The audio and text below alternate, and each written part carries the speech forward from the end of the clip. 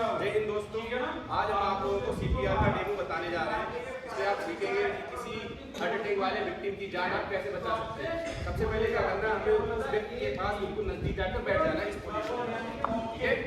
फिर उसके कंधे पर इस तरह से पूछना है, are you okay, are you okay, क्या आप ठीक है।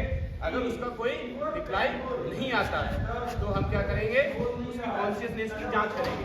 वो कैसे करते हैं, A for alert, B for verbal, B for painful, U for unresponsiveness. अगर अनरिस्पॉन्सिव हो रहा है, कोई जवाब नहीं दे पा रहा, तो हम उसकी अब फिर क्या करेंगे, तुरंत ईएमएस को अलर्ट कर देंगे। किसे अलर्ट करेंगे, ईएमएस को। आपको क्या है, अनकॉन्शियस है, अचेत है। अब हम क्या करेंगे, ABC, A for airway, B for breathing, C for circulation. Airway के कितने तरीके बताए थे, दो। एक तो जॉ थ्रस्ट, एक तो हेड टिल्ट चिन लिफ्ट। जॉ थ्रस्ट का उपयोग किसमें करते हैं, ट्रॉमा केस में। ट्रॉमा केस मतलब एक्सीडेंटल केस, और हेड टिल्ट चिन लिफ्ट का मेडिकल केस में। अब आपको ये आता है, ये ट्रॉमा केस, ठीक है।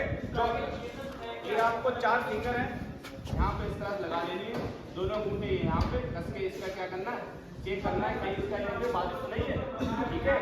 और दूसरा कौन सा, हेड टिल्ट चिन लिफ्ट। वो कैसे करते हैं, एक अपना हैंड यहाँ पे रखते हैं इसके फोरहेड पे, इस तरह से इसे ओपन करके देखते हैं कहीं कुछ फंसा हुआ तो नहीं है इसके एयरवे में। अगर उसके एयरवे में कुछ फंसा है तो वो निकाल लेना है, क्योंकि जब हम उसे ऑक्सीजन देंगे तो ऑक्सीजन नहीं जा पाएगी। तो ये तो आपका हो गया ए। फिर क्या आता है, बी फॉर ब्रीथिंग। आप देखेंगे उसकी सांस चल रही है नहीं चल रही है, तो ब्रीथिंग का एक मेथड बताया जा रहा है, L for look, L for listen, F for feel.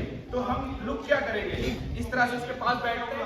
हमारी पोजीशन ये होती है, हमारा ये फेस है इस तरह से होता है, और हमारा हाथ इसके चेस्ट पर और निहायत चेस्ट की तरफ। अब हम इसके चेस्ट को राइज एंड फॉल को देखेंगे, तो ये हो गया लुक, ठीक है। लिसन क्या हो गया, उसकी सांसों को सुनेंगे। फिर सबसे लास्ट में क्या आता है, फील। अगर उसकी सांसें बहुत धीमे धीमे आ रही है तो उसकी सांसों को महसूस करने का प्रयास करेंगे। अब भाई नाक है, मुंह है, तो कुछ उसकी सांस आ रही है तो हमारे फेस पे उसे फील कर सकते हैं हम। तो हमने इस तरह से उसकी सांसें फील कर ली। अगर उसकी सांस चल रही है तो हम उसे सीपीआर नहीं देंगे, ठीक है। अगर उसकी सांस नहीं चल रही है तब हम क्या करेंगे, अब सी चेक करेंगे उसका, सी फॉर सर्कुलेशन। तो सर्कुलेशन में हम क्या चेक करते हैं, कैरोटिड पल्स। कौन सी पल्स, और वो कैरोटिड पल्स कहाँ पे प्रेजेंट होती है, गर्दन के पास। और वो क्यों चेक करते हैं, क्योंकि वो हार्ट के सबसे होती है। अगर सबसे लास्ट में पंप करेगी तो हार्ट के पास वाली चीज तो पंप कर रही होगी ना।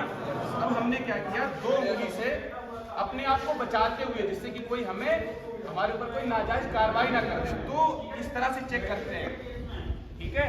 इस तरह से चेक किया हमने, तो हमने बोल दिया पल्स अपसेंट, मतलब ये पल्स अपसेंट है, तो हम क्या करेंगे, अप्लाई सीपीआर। फिर हम सीपीआर की जो प्रोसेस है वो स्टार्ट करेंगे। अगर हम इस तरह से चेक करते हैं, इस तरह से, तो उधर वाला क्या कहेगा, ये मेरा भाई था, इन्होंने गर्दन दबा के इसे मार दिया। तो अपने आप को बचाने के लिए हम इस तरह से चेक करते हैं, राइट। कोई डाउट? अच्छा, अब क्या हो गया, इसकी जो हमने पल्स, कैरोटिड पल्स चेक की थी वो क्या थी, अपसेंट। अब हम इसे सीपीआर देंगे।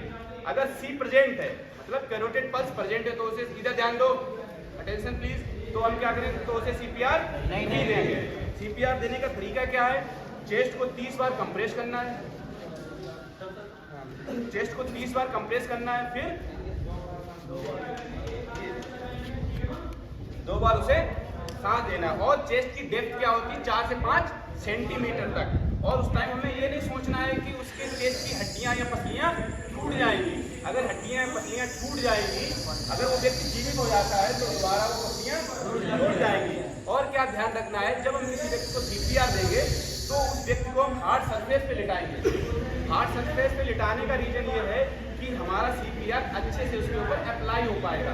अगर हम कहीं मुलायम गद्दे पर देंगे तो चेस्ट का कंप्रेशन उस हिसाब से नहीं हो पाएगा, मानते ना।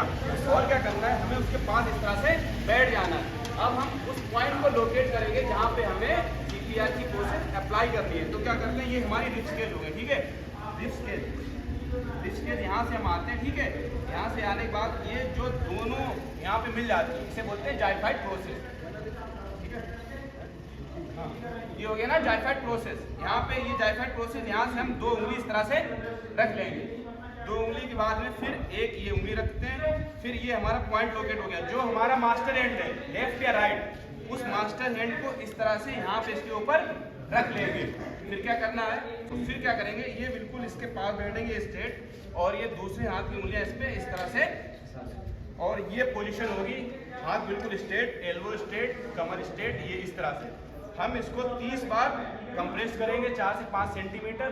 फिर जो 7 का एक रेस्क्यूअर और होगा, उसके बाद में उसे क्या करेगा, पफ देगा, ठीक है। तो क्या करते हैं, देखो एक बार ट्राई करते हैं। 1 2 5 6 7 8 9